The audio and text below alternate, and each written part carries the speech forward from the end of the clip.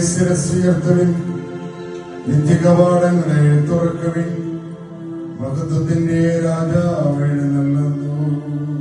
ഈ മഹത്വത്തിന്റെ രാജാവാരാകുന്നു.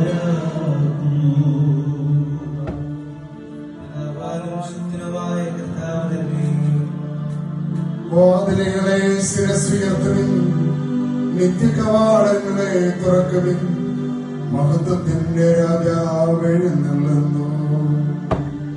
ഈ മഹത്വത്തിന്റെ രാജാവാരാകുന്നു.